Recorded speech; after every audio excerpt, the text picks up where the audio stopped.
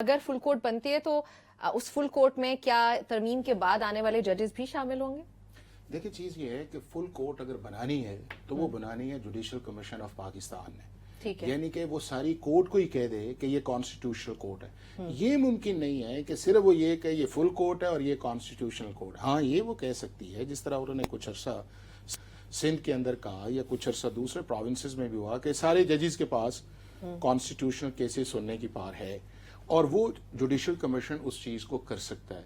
لیکن یہ ہے کہ کیا وہ کرتے ہیں یا نہیں کرتے ہیں یہ ایک اور. اگر وہ کرتے ہیں تو اگر اس وقت وہ یہ کہتے ہیں کہ ہم سارے ججز جو سپریم کورٹ کے اندر ہیں ہم ان کو ساروں کو کریں گے، تو اس کے اندر پھر آپ کے دونوں طرح کے ججز آئیں گے. ایک وہ جو آپ کے آلریڈی ایڈ ہاک ججز بھی ہیں، جو اس وقت سپریم کورٹ کے اندر 2 ججز کام کر رہے ہیں، وہ بھی آئیں گے. اور اس کے بعد اگر یہ 5 ججز جاتے ہیں جو سپریم کورٹ کے اندر ہائی کورٹ سے آ رہے ہیں، تو یہ 5 ججز بھی آپ کی سپریم کورٹ کی فل کورٹ کہتے کسے ہیں؟ فل کورٹ نمرہ اسے کہتے ہیں کہ جو آپ کی سپیریئر کورٹ ہے یا سپریم کورٹ ہے اس کے جتنے بھی اویلیبل ججز ہیں، جی، irrespective of their date of appointment, irrespective of their status، کہ جی کیا یہ ججز وہ ہیں جو ان کو ابھی ریٹائر نہیں ہوئے، یا یہ وہ ججز ہیں کہ جو آپ نے ایڈ ہاک اپوائنٹمنٹس لگائے ہیں، وہ سارے کے سارا فل کورٹ کا حصہ ہوتے ہیں. اور وہ فل کورٹ جو ہے وہ آنے والے ججز پہ ہوگی. But all depending upon you کہ یہ چیز جو پریروگیٹو ہے یہ چیف جسٹس کا نہیں ہے. اور یہ جو ججز جس طرف بار بار اشارہ کر رہے ہیں، میں یہ سمجھتا یہ ہوں کہ یہ مناسب نہیں ہے. کنسرنز ایک ہی دفعہ کنسرنز شو ہو گیا نا کہ آپ نے کہا کہ جی 26ویں آئینی ترمیم کے اوپر فل کورٹ بیٹھنا چاہیے. آپ کے چیف جسٹس نے کہا کہ میرے پاس اختیار نہیں ہے، میں اس میٹنگ میں نہیں جاؤں گا.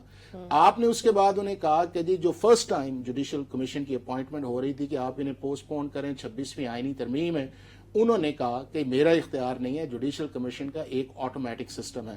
اب اس کے بعد جو ہے کہ پھر اگلا دیکھیں کہ یہ جتنے ہمارے آج جو ججز انہوں نے لیٹر لکھا ہے، 2 ججز جو ہیں، یہ جو پریکٹس اینڈ پروسیجر کے نیچے کمیٹی بنتی ہے اس کے مطابق کیسز بھی سنتے ہیں. پھر انہوں نے کہا کہ جی آپ یہ کیا نام ہے اس کا جوڈیشل کمیشن پہ بات کی. جوڈیشل کمیشن کے اندر یہ دونوں ججز بیٹھتے ہیں. پھر اس کے بعد آپ کی ہائی کورٹس کی اپوائنٹمنٹ ہوئی، اس کے اندر بھی دونوں ججز بیٹھتے ہیں. کل بھی جو اپوائنٹمنٹس آئی ہیں وہ دونوں ججز وہاں پہ بیٹھتے ہیں. بس ایک طرف آپ اس کمیشن کا حصہ بھی ہیں، آپ بیٹھتے بھی ہیں، آپ نامینیشنز بھی دیتے ہیں. اور کل ایک نامینیشن جس کو ایک جج صاحب نے سپورٹ کیا ہے پنجاب کے اندر، وہ آپ کے صوبے کا جج بھی بنا ہے. تو وہ آپ اس پروسیس کا بھی حصہ ہیں اور سائملٹینیسلی آپ چیف جسٹس کو کہتے ہیں. تو میں نے جس طرح پہلے اشارہ کیا کہ چیف جسٹس جو ہے یہ ایک جس طرح آپ سے کہنے ہی از اے ویری ہمبل مین جی. اور وہ اس وجہ سے بھی ہے کہ بائی دا بیک گراؤنڈ، اور دوسرا ان جو ججز ہیں ان کے ساتھ اس کی ایک لانگ سٹینڈنگ ہے.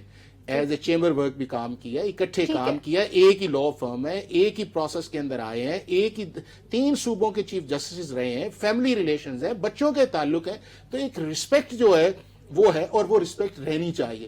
اس کے اندر جو تھوڑا بہت میں سمجھتا ہوں جو آیا ہے کہ جو اس چیف جسٹس کو یا 3 ججز کو کہا گیا کہ آپ نے کنٹیمنر ہے یا آپ نے کنٹیمپٹ آف، اور ابھی بھی ساتھ اس آرڈر کے اوپر کہہ رہے ہیں کہ وہ آرڈر ابھی بھی انٹیکٹ ہے، حالانکہ وہ آرڈر نہیں ہے. تو اس کے مطابق کیا پاکستان کی سپریم کورٹ کے چیف جسٹس جس کو آپ کہہ رہے ہیں کنٹیمنر ہے، کیا وہ جو ہے اس کو پھر آپ کہیں کہ آپ جوڈیشل کمیشن کروائیں؟